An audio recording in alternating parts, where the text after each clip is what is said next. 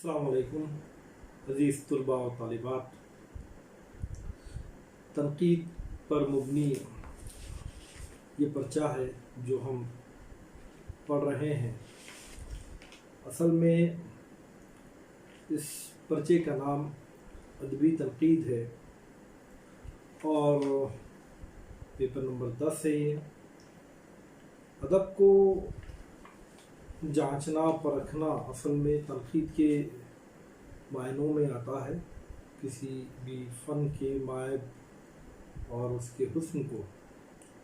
खूबियों को अलग अलग करने का काम तनकीद का है और तनकीद के मुख्तलिफ दबिस्तान हैं। हम लोग जानते हैं अदब को जांचने परखने के लिए अलग अलग नज़रिए जो है कायम किए गए हैं अदब पर, और उन नज़रियात के मुताबिक एक अलग अलग दबिस्तान वजूद में आए हैं। वैसा ही एक अहम दबिस्तान मार्किसी तनकीद का है जो हमारे निसाब में शामिल है। मार्किसी तनकीद से मुराद वो दबिस्तान है जिसमें कार्ल मार्क्स के नज़रियात शामिल हैं। हमने पिछले वीडियो में देखा था कि 1867 में एक इनकलाब पैदा हुआ था और उस इनकलाब में रूस के अंदर उस इनकलाब में या उस इनकलाब के आने की एक अहम वजह ये थी कि उस अय्याम में, उन दिनों में कार्ल मार्क्स ने एक ऐलान किया था, एक ऐलाननामा शाये किया था जिसमें सारी दुनिया के मज़दूरों को एक होने का पैगाम दिया गया था। उन्हें कहा गया था कि आप ग़ुलामी की ज़ंजीरों को तोड़ दें और अपने अपने हुकूक़ को हासिल करने की कोशिश करें। लिहाजा इस पैगाम का, इस ऐलान का आलमी तौर पर एक बहुत बड़ा असर देखने में आया और ये जो पैगाम था इसका असर रास्त तौर पर मज़दूरों पर, गरीबों पर, मेहनत कश तबके पर हुआ और सब के सब मुत्तहिद हो गए और सब लोगों ने एक इनकलाब बर्पा किया। और सबसे पहला इनकलाब जो है वो रूस में आया। 1917 में लिनेन की हुकूमत थी और ज़ार की हुकूमत थी रूस में। 1917 में लिनेन की रहनुमाई में तहरीक चल पड़ी, मज़दूरों की तहरीक, गरीबों की तहरीक, मेहनतकश लोगों की ये तहरीक 1917 में कामयाबी से हमकिनार हुई और रूस में इस तहरीक का रूह रवां या इस तहरीक की क़ियादत करने वाला लिनेन था। लिनेन नामी शख्स था। लिहाजा जब इस इनकलाब को कामयाबी हासिल हुई तब रूस की बागडोर जालिम हुक्मरान से निकलकर गरीबों के हाथ में आई। ये जो मैसेज था कार्ल मार्क्स का, जिसके पस मंज़र में इस किस्म का इनकलाब रूनुमा हुआ था, इसका असर न सिर्फ मगरिबी ममालिक बल्कि हिंदुस्तान में भी हुआ है।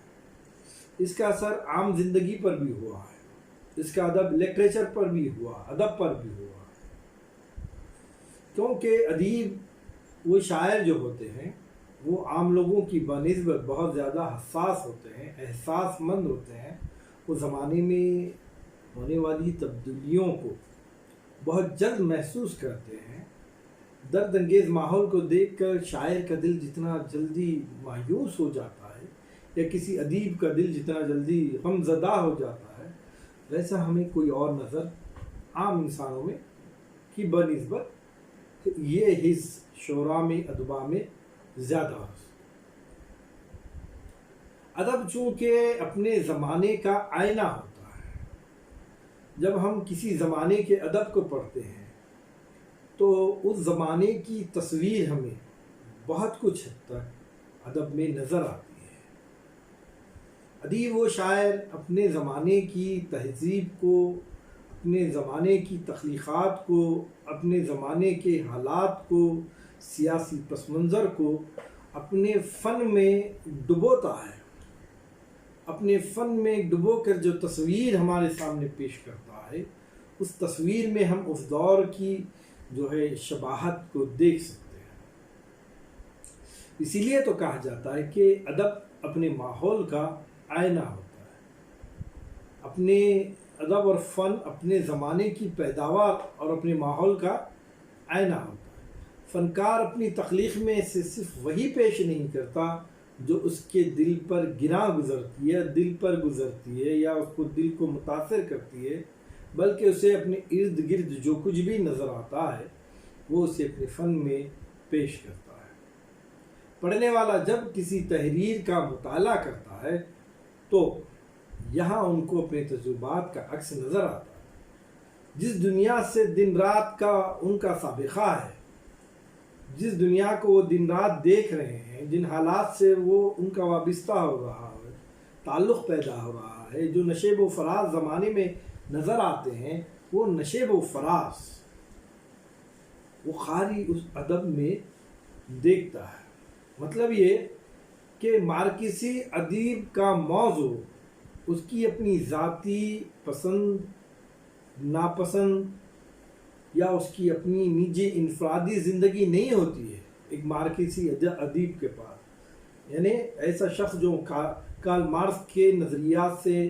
متاثر ہے یا کارل مارکس کے نظریات کو اپنایا ہے، ایسا ادیب، ایسا شاعر، جب ہم اس کے فن کو پڑھتے ہیں تو ہمیں اس فن میں، اس شخص کے فن میں، کس شخص کے فن میں؟ جو کارل مارکس کے نظریات کو اپنایا ہوا ہے، اس شخص کے فن میں ہمیں اس کی اپنی ذاتی یا انفرادی زندگی نظر نہیں آتی، اس میں اس کی اپنی ذاتی انفرادی پسند ناپسند نظر نہیں آتی، بلکہ اجتماعی زندگی کا ایک کیا کہیں گے، ایک عکس جو ہے اس میں نظر آتا ہے۔ تمام قارئین کو زندگی گویا اجتماعی زندگی ہے۔ قارئین جب پڑھتے ہیں تو ہر ایک قاری اپنے اپنے نقطہ نظر سے اس میں کچھ نہ کچھ حالات کو محسوس کرتا ہے، تو وہ تمام اس وقت کی موجودہ حالات، کیفیات، سیاسی حالات، اس کا پس منظر اور جو ایک عام زندگی ہے جن حالات سے گزر رہی ہے، وہ تمام باتوں کو ایک مارکسی ادیب جو ہے ادب میں کھینچ لاتا ہے۔ اب ہم اس کو تنقید کی زبان میں کہیں گے تو یوں کہہ سکتے ہیں کہ مارکسی تنقید نگار ادب کو اجتماعی زندگی کا ترجمان دیکھنا چاہتا ہے۔ وہ کسی فرد کی پسند کی ترجمانی ادب کے ذریعے سے نہیں چاہتا ہے، وہ کسی شاعر کی ترجمانی، اس کی اپنی ذاتی زندگی کی ترجمانی ادب سے نہیں چاہتا ہے، بلکہ مارکسی نقاد یہ چاہتا ہے کہ مکمل طریقے سے ایک سماج کی جو کچھ بھی کیفیت ہے وہ تمام کیفیت کی ترجمانی ادب کرے، اور یہی جو ہے ادب کا مقصد مارکسی تنقید، مارکسی نقاد یا مارکسی عقائد کے جاننے والوں کے پاس رہا ہے کہ ادب جو ہے وہ اجتماعی زندگی کی ترجمانی کرے، معاشی جو دور سے عوام گزر رہی ہیں اس کی ترجمانی کرے، سیاسی دور سے جو گزر رہا ہے اس کی ترجمانی کرے، کسی فرد کے ذاتی تجربات پر ادب کو پرکھنا نہیں چاہتا۔ مارکسی نقاد ادب سے توقع رکھتا ہے کہ وہ عوام کے لیے ہو، کسی فرد کے لیے نہ ہو۔ مارکسی نظام میں مرکزی حیثیت عوام یا محنت کش عوام کو حاصل ہے۔ اس لیے ہم دیکھتے ہیں کہ مارکسی نظریات کے حامل نقاد کے پاس جو کچھ بھی ادب تخلیق کیا جاتا ہے وہ تمام ادب کا اصل موضوع جو ہوتا ہے وہ محنت کش عوام ہوتے ہیں، اور انہی کے لیے وہ ادب جو ہے تخلیق کیا جاتا ہے، انہی کے لیے ادب بنایا جاتا ہے۔ جب ہم پڑھتے ہیں تو اس ادب میں ہمیں مزدور کی آواز، مزدور کی گھٹتی ہوئی آواز، مزدور کی دبتی ہوئی زندگی، پریشان کن زندگی اور سرمایہ داروں کا ظالمانہ انداز ہمیں جو ہے مارکسی نقاد کے، مارکسی ادیب کے، مارکسی شعراء کے فن میں ہمیں نظر آتا ہے۔ ادیب و شاعر یہ کام دو طرح انجام دیتے ہیں یا دے سکتے ہیں۔ پہلی بات تو یہ کہ وہ عوام کے مسائل کو غریب عوام کے مسائل، مزدوروں کے مسائل، پریشان وہ لوگ جو معاشی اعتبار سے پریشان ہیں، غریب ہیں، ان لوگوں کے مسائل کو اپنی تخلیقات کا موضوع بنا کر وہ لوگ جو ہے اس قسم کے نثریات کو ادب میں شامل کر سکتے ہیں۔ یعنی ملک کے عام لوگ جب ان کے تخلیق کیے ہوئے ادب کا مطالعہ کریں تو ان میں انہیں اپنے خیالات، اپنے حالات و مسائل کا عکس نظر آئے۔ دیکھیے، جب ایک آدمی زندگی کے کسی مرحلے سے متاثر ہوتا ہے، پریشان ہوتا ہے، یا کسی مرحلے سے جب گزرتا جاتا ہے، بے روزگاری کے مرحلے سے گزر رہا ہے، معاشی پریشانی کے مرحلے سے گزر رہا ہے، یا کسی سرمایہ دار کے ظلم سے اس کی زندگی پریشان کن ہے، اب ایسے موضوعات کو لے کر جب ادیب تخلیق کرتا ہے اپنے فن کی، چاہے وہ افسانہ ہو، ناول ہو، ڈرامہ ہو، یا پھر شاعری ہو، نظم ہو، جو بھی ہو، اب وہ اس موضوع کے مطابق اگر اس فن کو تخلیق کرتا ہے تو عوام اس کو بہت جلدی قبول کر لیتی ہے، متاثر ہوتی ہے، ان کا غم بڑھتا ہوا نظر آتا ہے، کیونکہ جب غم بڑھتا ہے تو کم ہو جاتا ہے نا؟ لہذا ایسے ادب کو عوام پسند کی نگاہ سے بھی دیکھتی ہے۔ ملک کے عام لوگ جب ان کے تخلیق کیے ہوئے ادب کا مطالعہ کریں گے تو اس میں انہیں اپنے حالات کے مسائل کا عکس نظر آتا ہے۔ اور دوسری اہم بات یہ ہے کہ ادب میں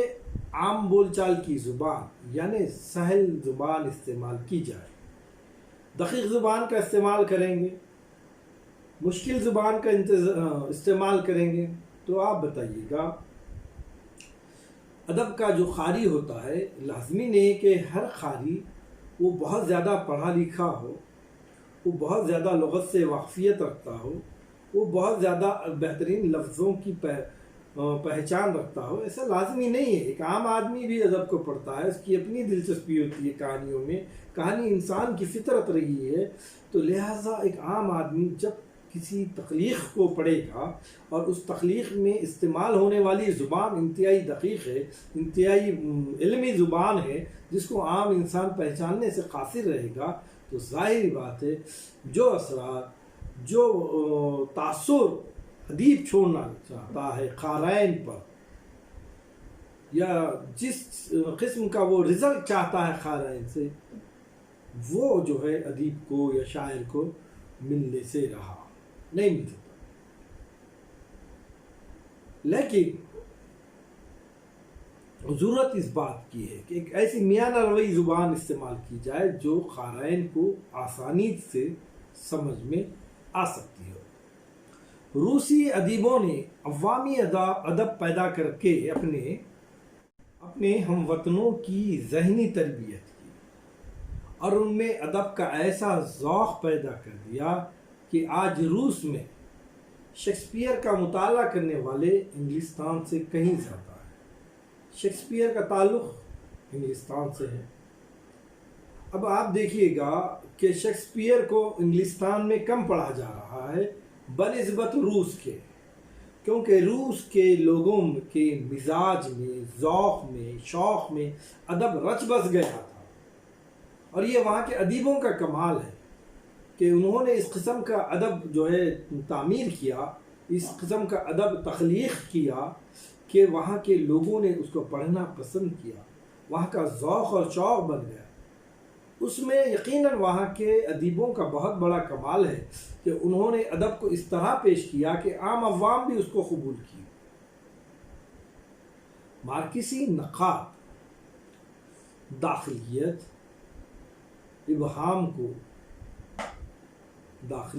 اور ابہام کو اس لیے ناپسند کرتا ہے کہ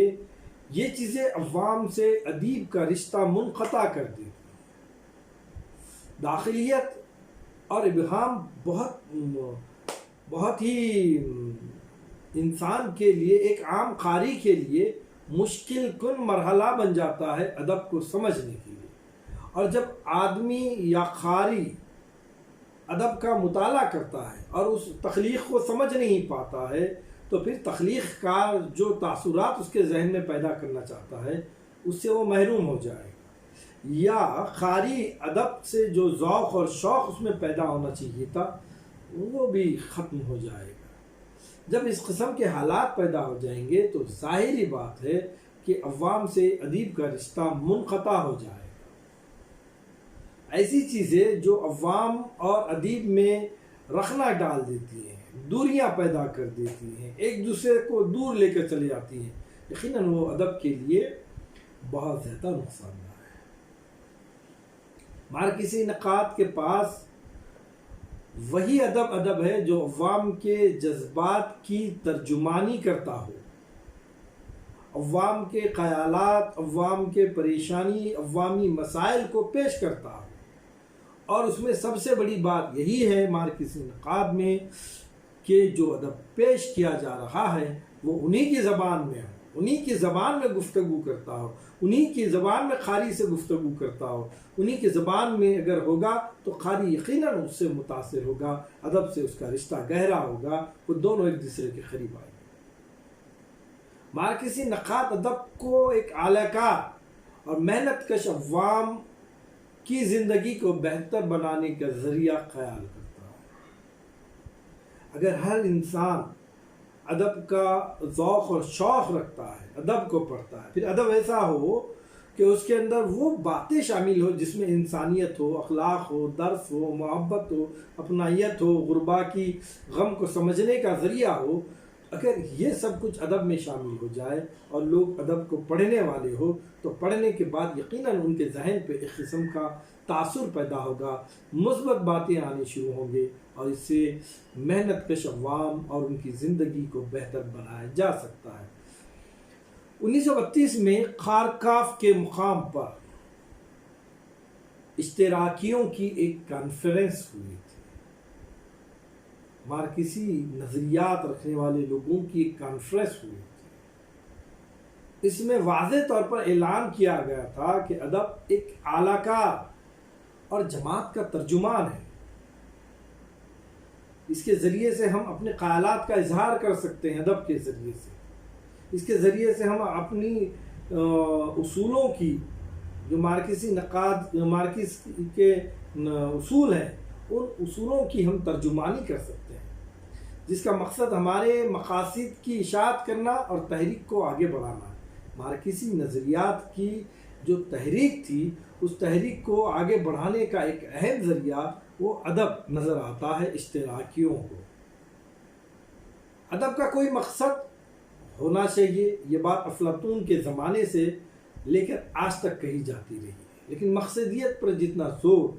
مارکسی دبستان ادب نے دیا اس کی مثال کسی اور دبستان میں نہیں ملتی۔ دیکھیے ہر چیز کے دو رخ ہوتے ہیں، سکے کے دو رخ کہا جاتا ہے، ویسے ہر شے کے دو رخ ہوتے ہیں، ایک چیز فائدہ مند ہوتی ہے اور دوسرا رخ نقصان دہ ہوتا ہے۔ یقیناً مقصدیت کو ادب میں شامل کیا گیا مارکسی نظریات کے تحت، لیکن اس سے جو فائدہ ہونا چاہیے تھا ہوا، لیکن اس کا ایک بہت بڑا نقصان ادب کو بھی پہنچا ہے۔ ادب کا پہلا مقصد انسان کو مسرت پہنچانا ہے، ادب میں ادبیت پہلے ہے، مقصدیت بعد میں ہے، لیکن اگر ہم ادب کو مقصد بنا دیں گے، مقصدیت بنا دیں گے تو یقیناً اس سے ادب کی روح مجروح بھی ہو سکتی ہے۔ لہذا ادب میں یقیناً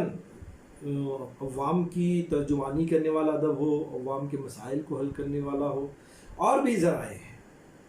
عوام کے مسائل کو حل کرنے کے اور بھی ذرائع ہیں، لیکن خالص ادبیت کے سہارے اگر ہم عوام کی،